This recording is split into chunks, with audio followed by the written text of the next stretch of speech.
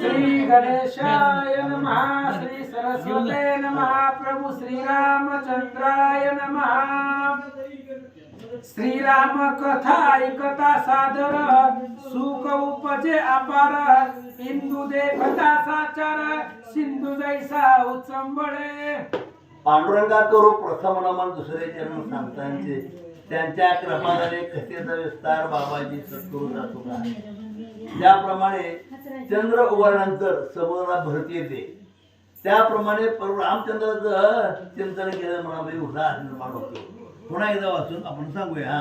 श्रीराम कथा ऐकता सादर सुख उपजे अपार इंदू देखता साचार सिंधू जैसा रामकथा आपण रामायण ऐकलेलं आहे नाही का. 10 महिने 9 महिने रामायण आपण ऐकलेलं आहे. आता रामायण संपलंय.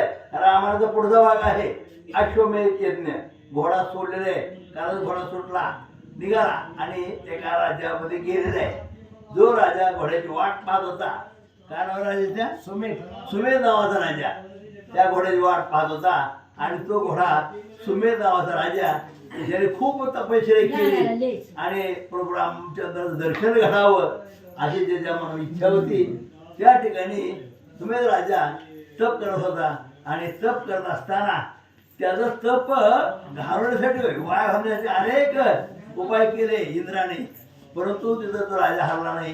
देवी प्रसन्न करून येते आणि देवीने सांगितलं की रामाचं दर्शन रामाच्या घोड्याचं दर्शन झालं की तुझं उत्कर्ष होईल नाही का तुला मुक्ती मिळेल आणि म्हणून रामकथा गोड आहे बरं का.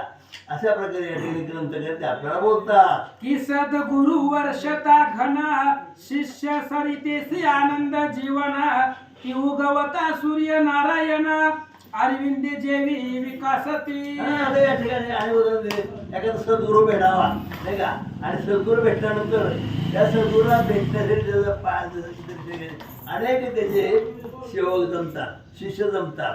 त्याचप्रमाणे जसं सूर्य उगवल्यानंतर अनेक पक्षी किलबिलतात अनेक फुलं उमलतात.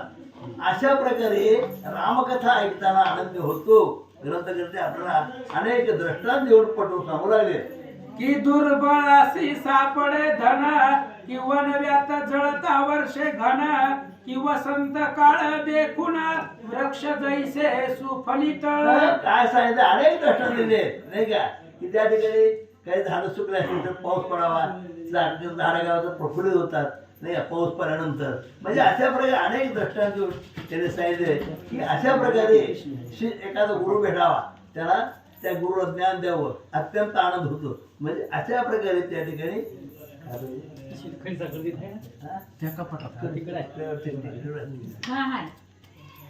अशा प्रकारे अनेक दृष्टांत देऊन आपल्या ग्रंथाला सांगू आईसी श्रीराम कथा ऐकता उपजे सुखा जे कथेस भुलला कैलास नायक पार्वतीस प्रेम देख राम कथा हृदय धरी. अशा प्रकारे त्या ठिकाणी रामकथा हृदय धरी रामाची कथा आहे ती गोड आहे.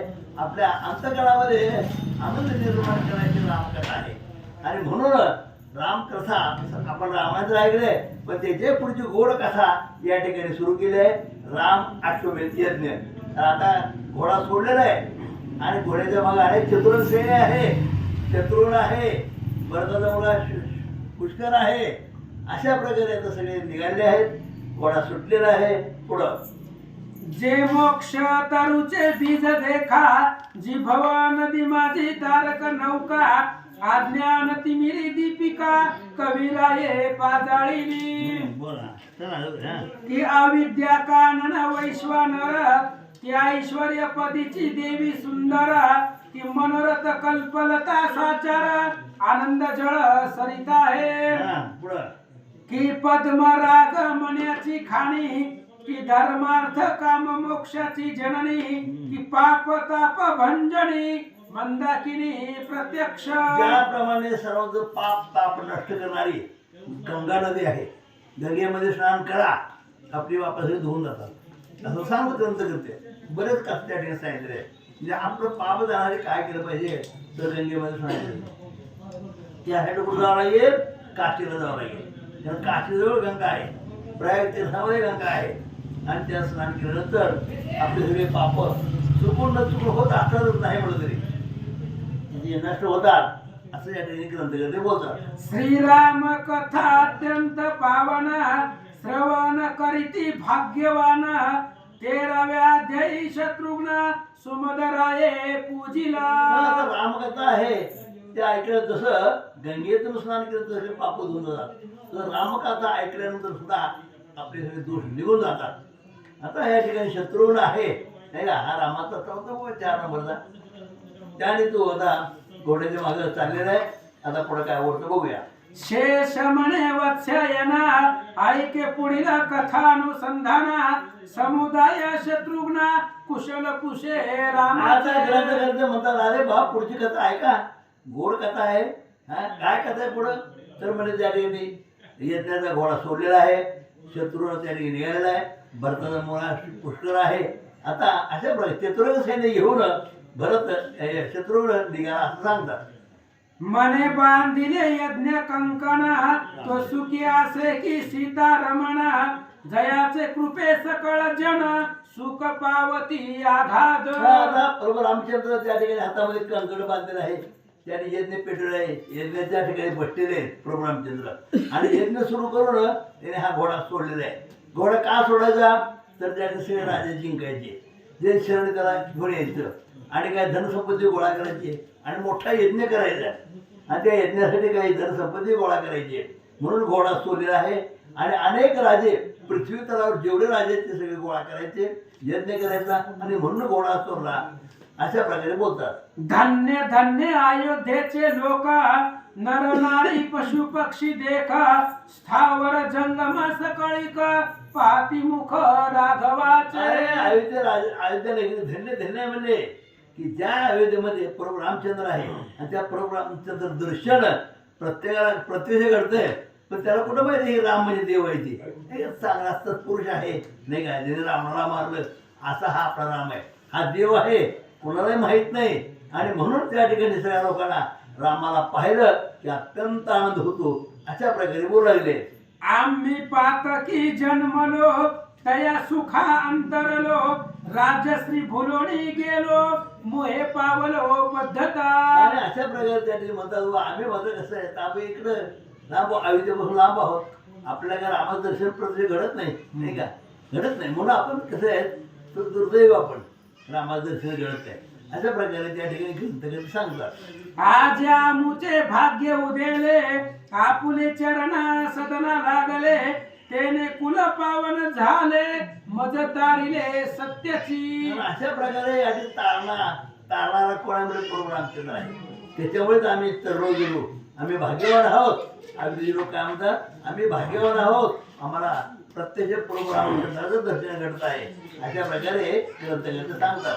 श्रीपतीच्या दर्शना लागी मही मी येतो आपुल्या संगी आई सेवधोडी झाला विरागी राज्य त्यागिले तत्काळ. आणि अशा प्रकारे राज त्याग कोणी केला, सुमित्राजा त्याने राज्य त्याग केला. कशासाठी, आता सुमित्राजाच्या नगरामध्ये घोडा येऊ लागले आहे नाही का, आणि त्याला आनंद झालाय, त्याला सगळा त्याग केला. आणि अशा प्रकारे त्या ठिकाणी आपल्याला रामाचं दर्शन घडत नाही, परंतु रामाचा घोडा आपल्या नगरामध्ये येऊ लागले आणि त्यामुळं आता आपल्याला घोड्यासाठी जावं लागेल म्हणून बोलू लागले. दळ भारासह शत्रुघ्ना प्रत त्रिरात्र राहाविले तेथा मग राज्याभिषेक पुत्रा प्रत करोडी स्थापित राज्यासनी. आणि अशा प्रकारे जो सुमित राजा होता, जो त्या घोड्याची वाट पाहत होता, तो घोडा तिथं आला त्या नगरामध्ये.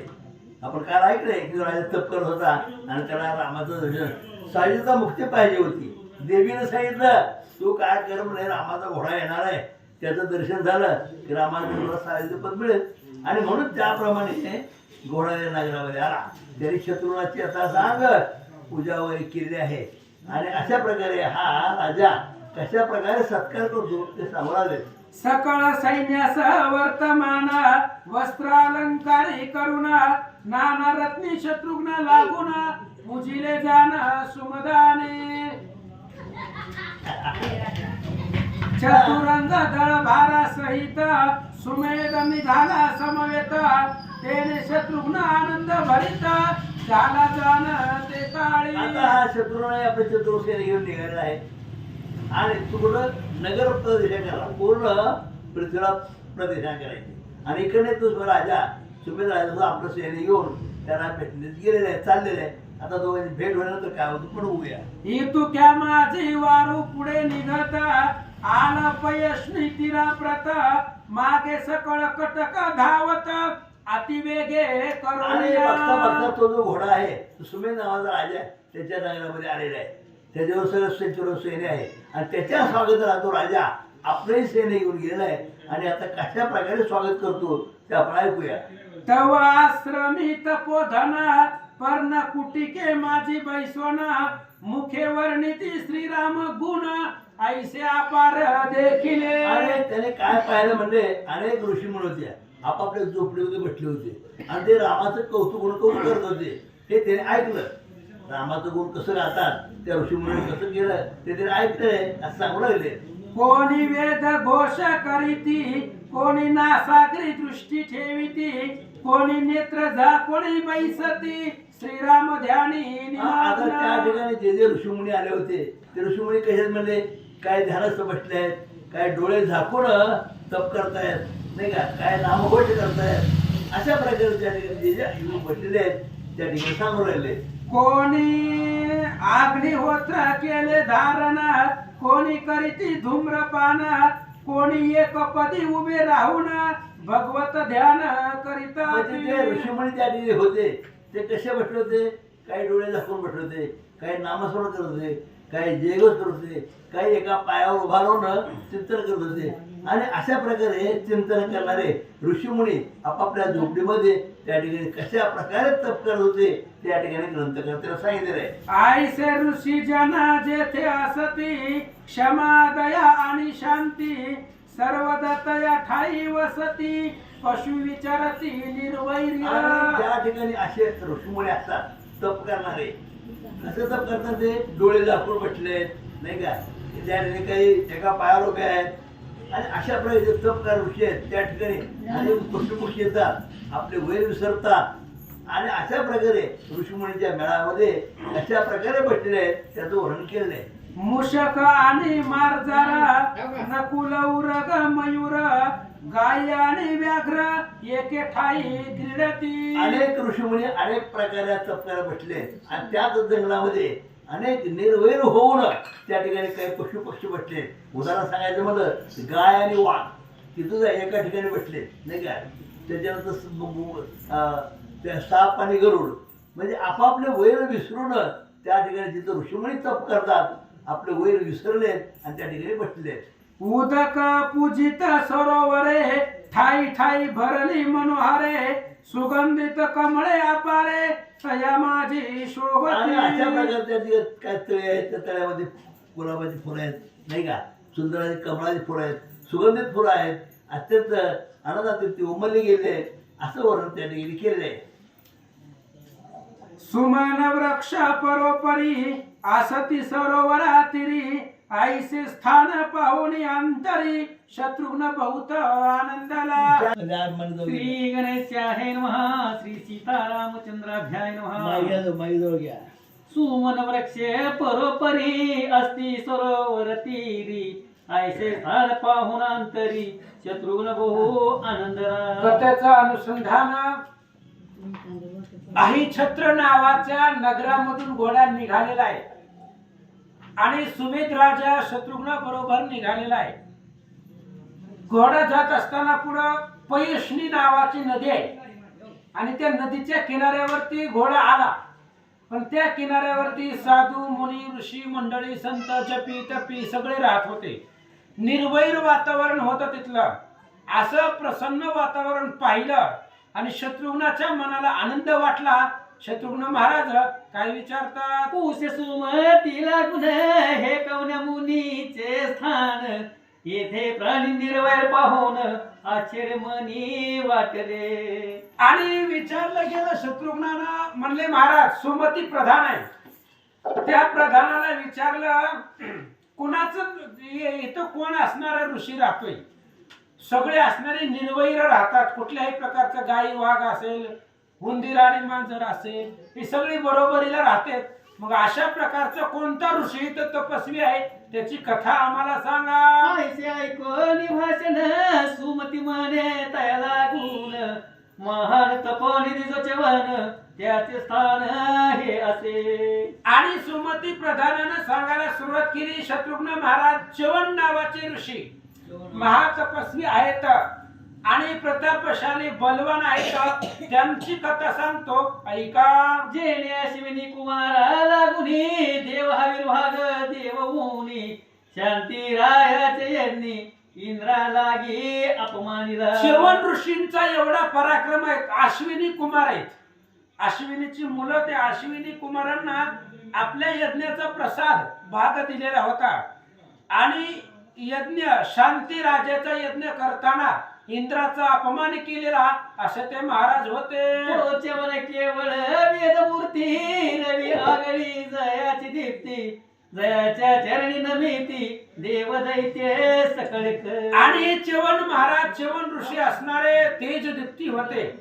ज्या महाराजांना ऋषींना सगळे देव लोक भूवर सुवर सगळे असणारे दैत्य दानव आणि ऋषी मंडळी नमस्कार करतात असे ते महाराज होते. ज्याचे सामर्थ्य अति गहन दया लागी वर्णील कोण ते सकळ मुनी जन दर्शना लागी जयाच्या. आणि हे च्यवन ऋषी महाराज अतिशय सामर्थ्यवान आहे. त्यांच्या सामर्थ्याचं काय वर्णन मी करणार आहे. अतिशय बलशाली असणारे ते महाराज होते. तपस्वी होते. असं सुमती नावाचा प्रधान शत्रुघ्नाला सांगू लागला. ऐशी ऋषीची स्तुती ऐकून पुनरेपी म्हणे शत्रुघ्न सुमते तू मज लागून ऋषी प्रताप निवेदी. आणि अशा प्रकारे सुमतीनं सांगितल्याबरोबर शत्रुघ्नाने विचारलं. सुमती प्रधान सगळी कथा सांग म्हणले. तुझी सांगायला ती शॉर्टकट मध्ये सांगायला मला समूळ ऐकायचे. त्या च्यवन ऋषीचा काय प्रताप आहे त्यांची कथा मला व्यवस्थित सांग. ऐकून शत्रुघ्नाचे भाषण सुमते वदे तया लागून ब्रह्मवंश माझी प्रभुनामे करून प्रख्यात झाला ऋषीवर्य. आणि मग सांगायला सुरुवात केली की च्यवन ऋषी कोण आहे त्याचं सामर्थ्य किती आहे. तर सुमती नावाचा प्रधान सांगू लागला. ब्रह्मवंशामध्ये ब्रह्मदेवाच्या कुळामध्ये भृगु नावाचे ऋषी अतिशय श्रेष्ठ आणि ते भृगु महाराज जन्माला आले. तो कोणी काळी अरण्यासी गेला समिधा आणावयासी तो मागे पर्णकुटी केसी अनंत एक घोडावला. आणि ते असणारे भृगु ऋषी आपल्या याच नदीच्या किनाऱ्यावरती सगळ्या परिवारासहित शिष्य मंडळी सहित ऋषी मंडळी सहित राहत होते. पण एक दिवस भृगु महाराज समिधा आणण्यासाठी वनामध्ये गेले आणि वनामध्ये गेल्यानंतर इकडे आश्रमाकडे एक आकांत संकट ओढवलं. कोणतं. यज्ञाचा करावया विध्वंस दुर्मना नामा पातळ राक्षस पाहून ऋषी समुदयास कराव्या घरास धावला. आणि त्यावेळेस ते असणाऱ्या ऋषींचा वध करण्यासाठी ऋषींना मारण्यासाठी यज्ञाचा विध्वंस करण्यासाठी दुर्नाम नावाचा राक्षस त्या ठिकाणी असणाऱ्या त्या नदीच्या किनाऱ्यावरती म्हणजे त्या भृगु ऋषीच्या आश्रमामध्ये तो आला. तयाची गर्जना श्रवणी येत झाले सकळ भयभीत म्हणती काय कसमात संकट आले न कळपय. आणि ती असणाऱ्या दुर्नाम राक्षसाचा आवाज गर्जना ऐकली आणि बाकीचे सगळे ऋषी मंडळी घाबरले. भीती वाटायला लागली त्यांना. कारण हे असणारा राक्षस आहे आणि अचानक काय संकट आलं म्हणून सगळे ऋषी मंडळी दुःखी झाले. राक्षस दीर्घ स्वरे करून म्हणे कोटे रे भृगुमुनी ऐसे पुषे शिष्य लागूनी परितया वदनी शब्द नये. राक्षसाने विचारलं कुठे गेलाय म्हणले तुमचा महाराज सांगा लवकर. आताच्या आता जाऊन त्याला मारतो. कुठे बी गेला असेल तिथला पत्ता सांगा मला. पण शिष्य मंडळी आपल्या गुरुचं नाव कशाला सांगतील. कोणी सांगितलं नाहीये. तो विचारत होता राक्षस पण शिष्य मंडळी बोलली नाही. काय झालं. पुनरपी म्हणे तयासी ऋषी पत्नी दावारे बससी वारंवार पुस्त शिष्यासी उत्तर न देता पळाले. आणि पुन्हा ते असणाऱ्या दुर्नाम नावाच्या राक्षसाने विचारलं म्हणले भृगू महाराज कुठं आहेत? इथं नाही. मग त्यांची बायको कुठं आहे दाखवा. त्यांची पत्नी कुठं आहे? कुठं लपवून ठेवलंय तिला दाखवा. आता ऋषी मंडळी शिष्य मंडळी त्यांनी सांगितले नाही, ते घाबरून पळून गेले. राक्षस काय करतो? मग तो निशाचे रजान अग्नी समीप येऊन म्हणे हे त्रिपाद प्रसन्न वदन दावी मला लागून ऋषी पत्नी. आणि मग ज्या वेळेस ऋषी मंडळी काहीच न बोलता पळून गेले शिष्य मंडळी, त्यावेळेस ती दुर्नाम नावाचा राक्षस अग्नीच्या जवळ आला आणि अग्नीला विचारलं, महाराज सांगा म्हणले ऋषीची बायको कुठं? तू जरी मजन दाविसी तरी आताच वदीन तुझसी ऐकता ऐशा वचनासी भयभीत झाला द्विशीर्ष. आणि त्यावेळेस ते असणाऱ्या राक्षसाने सांगितलं, अग्नी महाराज मी शांततेने विचारतोय, ह्या भृगु ऋषीची बायको कुठं लपवली सांगा. जर तू सांगितलं नाही तर तुला दंड करील, मारील. त्यावेळेस घाबरला अग्नी. अग्नीचं काही चालत नव्हे राक्षसापुढं. आणि अग्नी घाबरला आणि काय म्हणतो, मग राक्षस धाके अग्नी धाविता झाला ऋषी पत्नी होती होती गर्भिणी पर्णकुटी के माझारी. अग्नी घाबरला त्या राक्षसाला आणि अग्नीने सांगितलं त्या झोपडीमध्ये ऋषीची बायको आहे म्हणली आतमध्ये. आणि असं अग्निदेवाने सांगितल्याबरोबर ती राक्षस त्या झोपडीकडे गेला, पण आतमध्ये ती भृगु ऋषीची बायको गर्भवती होती. निशाचे ऋषी पत्नी सह घेऊन गेला वनास करी ती झाडी बहु आक्रोश परी कोणी न ऐके. त्यावेळेस ते असणाऱ्या ऋषीची पत्नी, त्या राक्षसानं त्या पत्नीला घेतलं भृगु ऋषीच्या मंडळीला आणि अरण्यामध्ये घेऊन गेला. बिचारी एकटी होती, गर्भवती होती, आक्रोश करू लागली, दुःख करू लागली, रडू लागली, पण कोणीही मदतीला येत नव्हता. तेव्हा काय झालं, धावा धावा हो तपोधन मजणे तो पिशिताशन ऐशी आक्रोश करी उधन तो दैत्य काय मध्ये. आणि त्यावेळेस ती भृगु ऋषीची पत्नी धावा करू लागली, वाचवण्यासाठी बोलवू लागली, पण कोणीही त्या वनामध्ये नव्हतं, अरण्यामध्ये नव्हतं. सगळी ऋषी मंडळी शिष्य मंडळी पळून गेलेली होती. कोणीही येत नसलेलं पाहिलं. त्यावेळेस ती राक्षस त्या स्त्रीला काय म्हणतो, हे स्त्रिये तू काय कारण शोक करी सांग मला लागून तुझे सर्व मनोरथ मी पुरवीन सत्य घेणे भाक माझी. त्या राक्षसाने सांगितलं त्या स्त्रीला, का म्हणली आरडायला ओरडायला लागली, मी तुला काही करणार नाही. माझं त्या भृगु महाराजा बरोबर वैर आहे, ती नव्हता म्हणून तुला उचलून आणले. काही मी तुला त्रास देणार नाही, दुःख देणार नाही. का आक्रोश करायला लागली असं त्या स्त्रीला राक्षसी विचारू लागला. माझारी गर्भ त्रास पाओनी उदरी बाहेर पडला त्या अवसरी राक्षस नाशा कारणे. आणि त्या ऋषीची मंडळी भृगु महाराजांची मंडळी गर्भवती होती आणि राक्षस तिला उचलून घेऊन जात असताना गर्भाला त्रास झाला आणि ती असणारा गर्भ लेकरू ते असणाऱ्या गर्भ पोटातून बाहेर पडला. काय झालं, सिंहिणी उदरीचा गर्भ झालं सुटता देख करी लागून त्यात काळ गंडस्थळ विधारून घेत प्राण तयाचा. आणि ती असणारं लेकरू बाहेर पोटामधून बाहेर आल्याबरोबर त्या गर्भानं लेकरानं त्या राक्षसाला मारून टाकलं. जसं सिंहाचं पिल्लू किती जरी लहान असलं तरी मोठे मोठे हत्तीला विदारण करून टाकतं, मारून टाकतं. त्या पद्धतीने त्या ऋषीच्या पत्नीच्या पोटातून निघालेला गर्भ आणि जैमिनी अश्वमेध मध्ये सुद्धा कथा आहे, त्या सिंहध्वजाला मारताना गर्भातलं लेकरू बाहेर येऊन ते असणाऱ्या सिंहध्वजाला मारलं. तसंच ऋषी मंडळीच्या पत्नीच्या पोटातलं गर्भ बाहेर पडला आणि त्या राक्षसाला मारला. तैसा निघाला गर्भदान अग्निसारिका दैदीप्यमान पुढे दुष्ट निशाचर अवलोकून बोलेत यावेळी. आणि अशा पद्धतीने तो गर्भ पोटाच्या बाहेर आला. दुष्ट वाईट दुर्नाम नावाचा राक्षस पुढे पाहिला आणि ते असणार गर्भ लेकरू जे बाहेर पडलं ते काय म्हणू लागलं, तू पतिव्रतेचा केलासी छळ धावून आपल्या अंगीचे बळ तरी तुझ भस्म करील अनळ ऐसे वदता दग्ध झाला. आणि त्या गर्भरूपी त्या लेकरानं आता नुकत्या जन्मलेल्या लेकरानं शाप दिला, ए राक्षसा पतिव्रतेला त्रास दिलेला आहे, पतिव्रतेची अवहेलना केली, तिचा अपमान केला आणि सतीचा अपमान केलेल्याची अवस्था बघ. रावणाचं दुर्योधनाचं काय झालं. सती पतिव्रतेचा अपमान केला तर तू अग्नीमध्ये जळून भस्म होशील असं म्हटल्याबरोबर तो जळून भस्म झाला. गर्वशापे करून राक्षस गेला जळून ऋषी पत्नी तो गर्व घेऊन आश्रमस्थाना पावली. आणि नुसते असणाऱ्या गर्भशापानं नुकत्या जन्मलेल्या लेकरानं शाप दिला. त्याच्यामुळं ती असणारा दुर्नाम नावाचा राक्षस अग्नीमध्ये जळून मेला, भस्म झाला. आणि ती लेकरू उचललं आणि ती भृगु ऋषीची पत्नी लेकरू घेऊन आपल्या आश्रमात आली. सायंकाळ समय पातला ऋषी आश्रमा प्रति आला ऐकून वर्तल्या व्रताला गोपाला तेव्हा ऋषीवर्य. आणि मग संध्याकाळी समिधा आणायला गेलेली. महाराज सकाळी गेलते समिधा आणण्यासाठी, ती संध्याकाळी आली भृगु ऋषी. आणि आल्याबरोबर सगळं वर्तमान त्यांच्या बायकोनं त्यांना सांगितलं. मग ह्याच्यामध्ये चुकी कुणाची होती.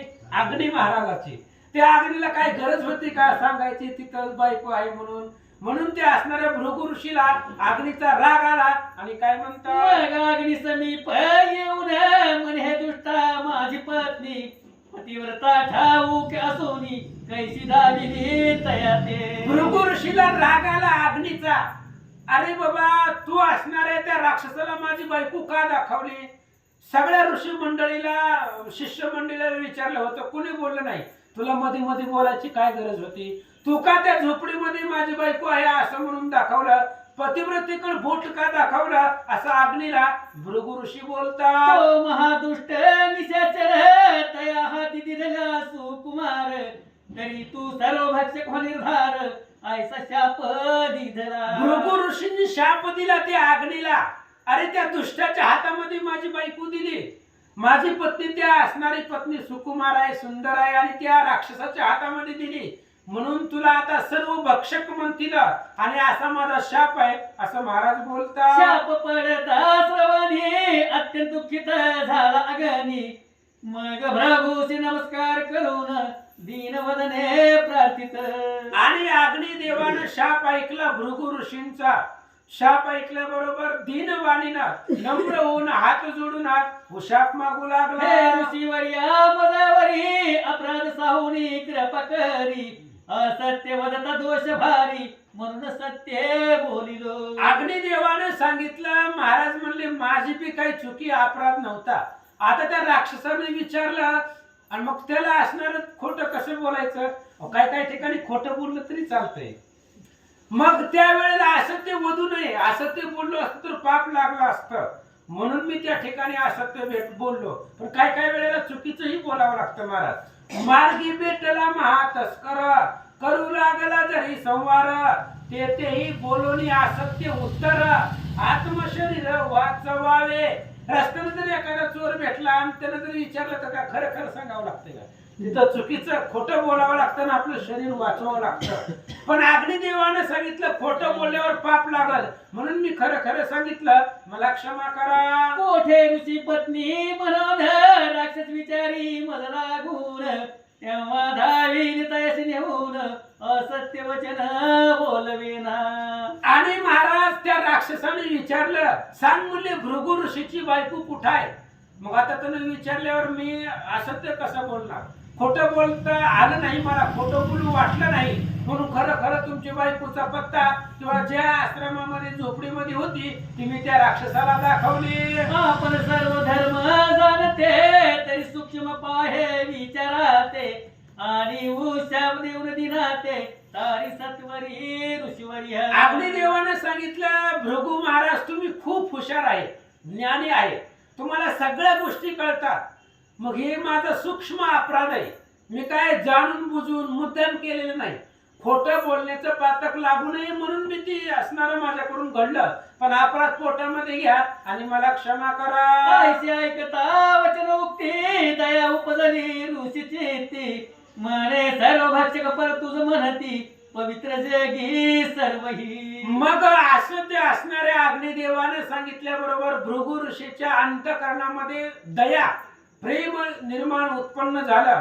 आणि ते भृगु ऋषींनी सांगितलं अग्नी महाराज सर्व भक्षक तुम्हाला पवित्र जागी म्हणतील. म्हणजे यज्ञ असेल, होमकार्य असेल, काही असणारी बाकीची जी काही पवित्र कार्य असेल त्या कार्यामध्ये सर्व भक्षक नाव तुम्हाला राहील असा उशाप महाराजांनी दिला.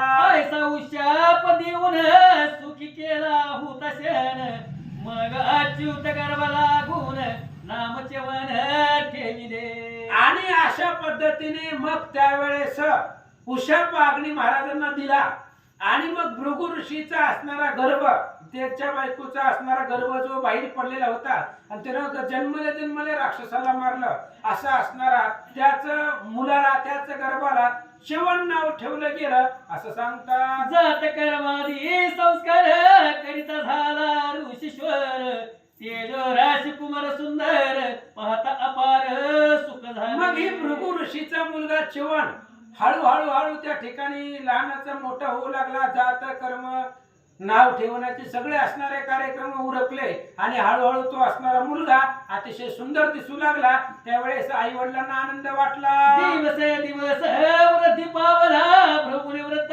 बंद संस्कार केला द्विजत्व हेत निघाला तपाला गीत म्हणतो. आणि हळूहळू तो असणारा लहानाचा मोठा होऊ लागला च्यवन महाराज. आनंद त्यांना असणारे वाटू लागले. मग ते काही दिवस थोडेसे मोठे झाल्यानंतर तप करण्यासाठी च्यवन ऋषी आश्रमात एका अरण्यामध्ये निघून गेले. सकळ जना ते करी पावन ऐसा रेवत रम्य स्थान ते घालून आसन बैसला जाण तपाते. आणि रेवा तट सगळ्या जीवाला जगाला पावन करणारं ते तीर्थ आहे रेवा नदीचा पात्र.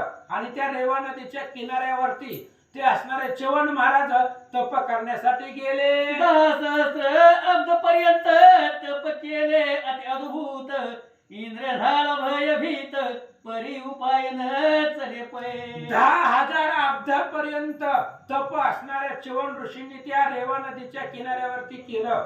एवढं दिवस तप केल्याबरोबर इंद्र घाबरला. त्यानेही प्रयत्न केले पण चालले नाही. त्याचा असणारे सगळे प्रयत्न वाया गेले. इंद्र घाबरला. ऋषीचे अंगावरी जाणे वाल्मिक झाले दोह भावरी दोन की शुभदार उपजले.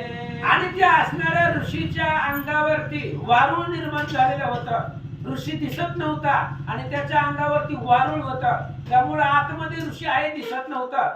दोन्ही हातावरती किंशुक नावाची झाडं त्या हातावरती तपश्चर्याच्या सामर्थ्यानं निर्माण झालेली होती. असा अद्भुत तप महाराजांनी केला. तया वृक्षाच्या अंगप्रती मृग येऊन अंग घासीती परी आत ऋषी असती ठावे कोणा नशपे. आणि अशा पद्धतीने मग ऋषी मंडळीं त्या ऋषीने एवढं तप केलं. एकतर अंगाभोवती वारुळ आणि हातावरती झाड त्याला फुलं लागलेली. पक्षी येत होते त्या झाडावरती खेळत होते. पण याच्या आतमध्ये कुणीतरी आहे हे कोणाला माहितीच नव्हतं आणि दिसतही नव्हतं. शर्यती राजा एक दिन कुटुंब सहतीर्थाला गुण फिरता पावला च्यवन स्थान सकल सेने समवेत. शर्यती नावाचा राजा आपल्या कुटुंबासहित म्हणजे मुलींना घेऊन बायकोला घेऊन सगळं सेना मंडळी घेऊन क्रीडेसाठी वनामध्ये आलेला होता. आणि ते ऋषी च्यवन ऋषी ज्या ठिकाणी तप करत बसलेले होते त्याच जवळ परिसरामध्ये तो राजा परिवारासहित आला. तो नृपवर रेवतीरी स्नान संध्यादी कर्मसारी देव पितृ तर्पणात करी स्वधर्माचारी वर्ततसे. आणि त्या रेवा नदीचं पात्र नदी अतिशय पवित्र आहे म्हणून त्या नदीच्या किनारी हे असणारा राजा शर्यती नावाचा राजा आलेला आहे. आपल्या कुटुंबासहित आलेला होता. आणि पितृ श्राद्ध काही त्याचे असणारे पितृचे जे काही कार्यक्रम आहेत सगळे असणारे पूर्ण करत त्या नदीच्या किनारी बसला. ब्राह्मणासी दान देऊन संतोषवी अनुदीन ऐसा काही दीन तीर्थ निमित्ते राहिला. आणि असं म्हणले त्या असणाऱ्या रेवा नदीच्या किनाऱ्यावरती ब्राह्मणाची पूजा करायची दान धर्म करायचा. काही दिवस तो असणारा सोहळा होता म्हणून अनेक दिवस त्या रेवा नदीच्या किनाऱ्याला राजा आश्रम करून राहिला होता. राजकन्या सख्या घेऊन क्रीडा करीत असत जाण वाल्मिक केले अवलोकन समीप आपण पातळी. आणि त्याच राजाची मुलगी शर्यती राजाची मुलगी सोबतीला अनेक मैत्रिणी घेऊन घेऊन त्या वनामध्ये क्रीडा करण्यासाठी फिरण्यासाठी आलेली होती. आणि त्या राजकन्येनं पाहिलं ती वारुळ पाहिलं, झाडं दिसली, म्हणून ते असणाऱ्या वारुळाच्या जवळ ती मुलगी आली. सूक्ष्म दृष्टी निरेखून पाहे वारुळे अवलोकून तव दिसे आत सवित्या समान तेज अद्भुत तैकाळी. आणि ती राजाची मुलगी राजकन्यका जवळ आली, त्या वारुळाच्या जवळ आली आणि त्या वारुळामधून तिनं पाहिलं. आतमध्ये सूर्यासारखं तेज तिला दिसलं. तिला वाटलं आतमध्ये काहीतरी आहे. त्या राजकुमारीला वाटलं की या वारुळाच्या आतमध्ये काहीतरी असावं, म्हणून काय करते, वारुळा माझारी प्रकाश दिसे सवित परी काय आहे ते पाहू सत्वरी म्हणून पातळी म्हणून घातली शेलका. आणि तिनं असणाऱ्या त्या ठिकाणी एक बाणाचं ठोक बाहेर काढलं. धनुष्याचा जो बाण असतो तो बाण काढला तिनं. आणि ते आतमध्ये वारुळामध्ये काय आहे, प्रकाश कशाचा आहे, म्हणून ते असणारे वारुळ फोडून बाहेर काढावं म्हणून तो असणारा बाण तिनं वारुळामध्ये खुपसला. काय झालं, अशुद्ध भरली शलका डोळा पाहती झाली राजबाळा अति दुःखित झाली वेल्हाळा म्हणे अन्याय मी केला. त्या राजकुमारीनं त्या वारुळामध्ये बाण मारला, त्या असणारा बाण खुपसला आणि त्या वारुळामध्ये चिवन ऋषी तप करत होते आणि तो बाण त्यांच्या डोळ्यात घुसला. डोळ्यामध्ये घुसल्यामुळं त्या सगळ्या बाणाच्या टोकाला रक्त लागलेलं होतं. तिनं वारुळातून बाण बाहेर काढला तर टोकाला रक्त लागलेलं दिसलं. तिनं विचार केला काहीतरी अघटित अपराध, कुणीतरी इथं तपस्वी होता आणि त्याच्याकडून त्याचा असणारा वध आपल्याकडून त्याचा वध झाला की काय असं त्या राजकन्येला वाटू लागलं. माझी विचार करीत तपस्वी असे वाल्मिकात माझ्या अपराध नसे अंत कर्म अविटित मी केले. आणि त्या शर्यती नावाच्या राजाच्या मुलीनं राजकन्येने विचार केला आपल्याकडून अपराध झालाय, चुकी झाली, कुणीतरी तपस्वी या वारुळामध्ये होता, आपल्याला माहिती नव्हतं आणि त्याचा वध आपल्याकडून झाला. ऋषी हत्येचं ब्रह्म हत्येचं पातक आपल्याला लागलं, अघटित घडलं, याचं दुःख राजकन्येला झालं. जरी पित्यासी तरी शिक्षा करील मजसी आयशा भय कवनासी न बोलता गुप्त ठेवी. राजकन्येने विचार केला बापाला जर कळलं तर बाप ब्राह्मणाची पूजा करते. नदीच्या किनाऱ्याला इतके दिवस कशासाठी राहिलाय, ब्राह्मणाची पूजा, त्यांना दान धर्म, त्यांचा मान सन्मान करतोय. आणि ही जर गोष्ट आपल्या बापाला कळली तर बाप मारून टाकेल आपल्याला, कारण ती ब्राह्मणाची पूजा करतोय आणि आपण ब्राह्मणाला कुणाला तरी मारलेला आहे तपस्वीला. म्हणून तिनं वडिलांच्या भीतीनं बापाला भिवून तिनं ती वार्ता कुणालाच सांगितली नाही, गुप्त मनामध्ये करून ठेवली. ऋषी नेत्रातून रुधिर पडले जाण भुवर कंपाय वाण झाली फार नसावरे भार दोषाचा. आणि त्या वारुळामधून ऋषीच्या डोळ्यामधून असणाऱ्या रक्ताच्या धारा वाहिल्या होत्या, रक्त सांडलेलं होतं. म्हणून ती असणारी मुलगी घाबरली, राजकन्यका घाबरली आणि आपल्या हातून खूप मोठा अपराध झालाय असं तिला वाटलं. आकाशाहून उल्कापात दाई दिशा धुंद होत सविता दृष्टीस न पडत आयशी दशा झाली. आणि ज्या वेळेस चिवन ऋषीला लागलं गेलं, त्यांच्या डोळ्यावरती ते असणाऱ्या बाणाचा प्रहार झाला, त्यावेळेस आकाशामध्ये उल्कापात त्या ठिकाणी होऊ लागले. सूर्याचं तेज पृथ्वीवरती पडना, विजा चमकू लागल्या. असं अघटित ब्रह्महत्या घडल्यानंतर जे पातक लागतं ते पातक त्या परिसराला लागलं असं सांगतात. राजाचे गज हय जाण मृत झाले संपूर्ण धन गेले न लाग तक्षण कलह दारुण माजला. राजाचे हाती घोडे सगळे असणारे जी प्राणी होते ते मरून पावले. अचानक राजा निर्धन झाला, त्याचं धन होतं तेही धन संपून गेलं. मग अचानक कमी कालावधीमध्ये एवढं सगळं घडलं म्हणून राजालाही आश्चर्य वाटू लागलं. राजावरी शत्रू पळत म्हणू पुत्र झाला भयभीत काय काय अनर्थ होत न कळे गती कौनासी. आणि वासणारा मनुपुत्र तो त्या ठिकाणी भयभीत झाला. राज्यावरती परत शत्रूने आक्रमण केलं, राज्यही गेलं, हाती घोडे मेले, धनही जवळच संपलं. मग एवढं अचानक सगळं झालं त्याच्यामुळं तो विचार करू लागला. मनी विचारित काय नेनो अन्य जन्म अर्जित भोगणे आहे की संचित अथवा तपस्वी खेळला. मग त्या राजाने विचार केला काय अपराध घडला असावा. आपण तरी सत्कर्म करत होतो नदीच्या किनाऱ्यावरती, पुण्याचं काम करत होतो. मग अचानक काय आपल्याकडून अपराध घडला असावा.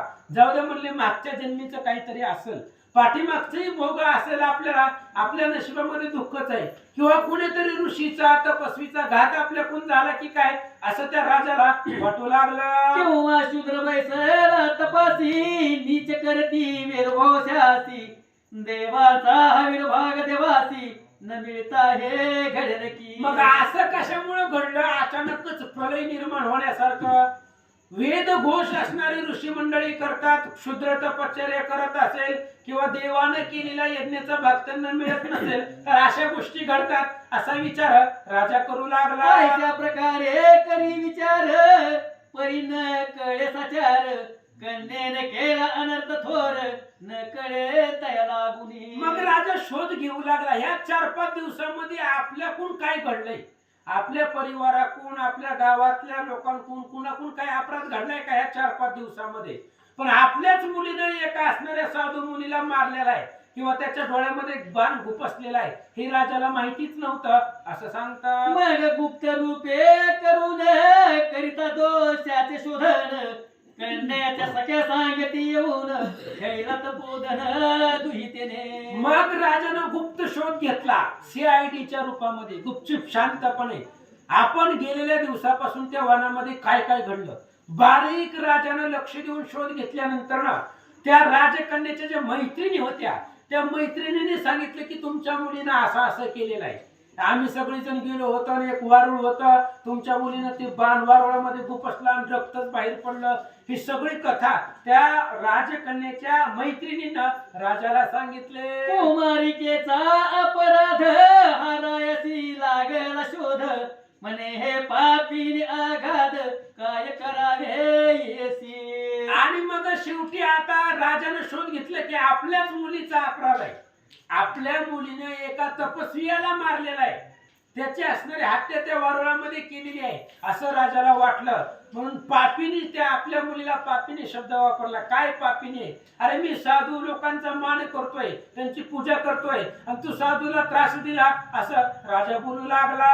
अति दुःखित नृपवर त्या वाल्मिकापासी गेला सत्वर, करिता झाला नमस्कार म्हणे त्राता तुझ्या जी. मग राजाला पश्चाताप झाला. जाऊ दे म्हणले, आता जे घडू नये ते घडले, जे घडायचं नव्हतं ते घडून गेलं. आता मुलींना हाणण्यात, मारण्यात किंवा तिलाही दोष देण्यामध्ये तिनं काय मुद्दाम केलंय का? जाणून बुजून तिच्याकडून अपराध घडलाय. जाऊ दे म्हणले, आता पुन्हा त्या वारुळापाशी तो असणारा राजा आला, हात जोडले आणि महाराजांची स्तुतीस्तवन करू लागला. हे ऋषीश्वर समर्थ मी समोर आलो दीन वचन, कौशले म्हणेच अंतकरण, मग म्हणे तय लागून ऐक वचन हे माझे. आणि मग त्यावेळेस त्या असणाऱ्या राजानं स्तुती केली आणि च्यवन ऋषी महाराजांनी जे असणाऱ्या राजाचं उदारयुक्त अंतकरणाचं स्तुतीचं बोलणं ऐकलं. त्यावेळेस च्यवन महाराजाचं अंतकरण प्रसन्न झालं आणि काय म्हणतात? तव कन्येने मम चक्षुषी फोडले घालून शाला केसी, या अपराध तव राजासी अपाय घडती जाणपा. आणि च्यवन ऋषींनी वारुळामधून सांगितलं, राजा तुझ्या नगरामध्ये एवढे उल्कापात, एवढं असणारं अपाय जे घडले या 4-5 दिवसामध्ये, त्याचं कारण म्हणजे तुझ्या मुलीनं एक बाणाचं टोक मारून ह्या वरुळामध्ये घालून माझा डोळा फोडला, माझ्या डोळ्याला जखम केली आणि या अपराधामुळं तुझ्या नगरामध्ये एवढं सगळं असणारी संकट आली, असं महाराज सांगतात. जरी ह्या अनर्थाची शांती व्हावी ऐसी तुझी मती, तरी इच्छित देई मदपती तेने पावसी सुखाते. च्यवन महाराजांनी सांगितलं, राजा तुला या सगळ्या संकटामधून जर पार व्हायचं असेल, ही सगळी संकट जर बाजूला करायची असतील, तर माझा अपराध तुझ्या मुलीने केलेला आहे. त्यामुळे मला जी इच्छा आहे ती जर तू दिलं तर तू संकटामधून मुक्त होशील. म्हणून मला जे पाहिजे ते दे. आता महाराजाला काय पाहिजे हो? तुझी कन्या मला लागून देऊन करी कन्यादान, न ऐकसी तरी जळून भस्म करीन क्षण मात्रे. आणि च्यवन ऋषींनी सांगितलं, हे बघ, ज्या मुलीनं अपराध केलेला आहे ती मुलगी मला दान करून टाक, म्हणजे तिचं लग्न माझ्या बरोबर लावू दे आणि तुझ्या मुलीचं कन्यादान मला प्राप्त करून दे असं च्यवन ऋषी राजाला बोलता. आई सीताची वचनोक्ती ऐकून राजा दुःखीत आणती परी सकल कुसुक पावती म्हणून मती दृढ केली. आता राजाला ही सोयरी पसंत नव्हती. मला राजा कुठं आहे? त्रिभुवनाचा स्वामी असतो राजा आणि आपली मुलगी झोपडीत राहणाऱ्याला द्यायची. त्याला पसंत नव्हतं ते स्थळ, ते वचन मान्य नव्हतं. पण काय करावं, सगळ्या लोकांच्या असणाऱ्या हिताचा प्रश्न होता. जर आपण मुलगी नाही दिली तर अनेक लोकांचं नुकसान होणार आहे. म्हणूनच सरळ जग कल्याणासाठी आपली मुलगी त्या ऋषीला देण्याचा निर्णय राजाने केला. मग तुही ते लागून केली ऋषीस अर्पण येता विधी करून लग्न दुःखित मने निघाला. असं म्हणले. मग राजानं नाही विलाजानं इच्छा नसताना सुद्धा त्या असणाऱ्या ऋषीला आपली मुलगी देऊन टाकली, कन्यादान केलं आणि जड पावलानं दुःखित अंतकरणानं राजा तिथून निघून गेला. सकल कुटुंब सहित राजा होऊन परम दुःखित जाता झाला नगराप्रत उदास चित्ते ते काही. राजाला खूप दुःख वाटलं. आपण आपली मुलगी गमावली. आपली मुलगी एका कुणीतरी ऋषीला देऊन टाकली. त्या ऋषीचा परिचय कुळगोत्र काही माहिती नव्हतं. पण जनकल्याणास्तव आपली मुलगी अर्पण केली आणि दुःखित अंतकरणासहित कुटुंबासहित राजा त्या वनामधून निघून गेला. सकळ अनर्थ दूर झाले शत्रू संपूर्ण निमाले राजधन सर्व प्राप्त झाले सुख पावले सगळीक. सगळं अनर्थ टळला. त्या ऋषीच्या असणाऱ्या ऋषीची कृपा झाली. त्याच्यामुळे त्याचं मन प्रसन्न झालं. सगळं दुःख टळलं. शत्रू जे होते, परचक्र होतं, ते संपलं गेलं. लोक आनंदानं नांदू लागली असं महाराज सांगतात. आता पुढील अध्याय कथन अश्विनी कुमार आश्रमी येऊन चवनाला करतील तरुण डोही स्नान करून. आता पुढच्या अध्यायामध्ये काय होणार आहे? ही च्यवन ऋषी जी आहे ती म्हातारा आहे आणि जरा असणारे शरीर आहे, डोळ्यांना आंधळा आहे. मग अश्विनी कुमार येतील आणि त्या च्यवन ऋषीला तरुण करतील, दिव्य दृष्टी देतील.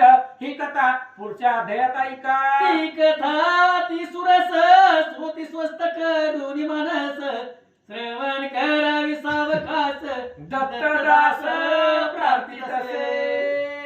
ग्रंथ करते विष्णू बल्लाळ मुख्य नाव आहे, पण दत्तात्रेयांचे सेवक आहेत म्हणून दत्तदास प्रार्थना करतायत. श्रोत्यांनो, पुढची कथा सुंदर आहे, खूप खूप गोड आहे आणि ती असणारी कथा आता लक्षपूर्वक ऐका.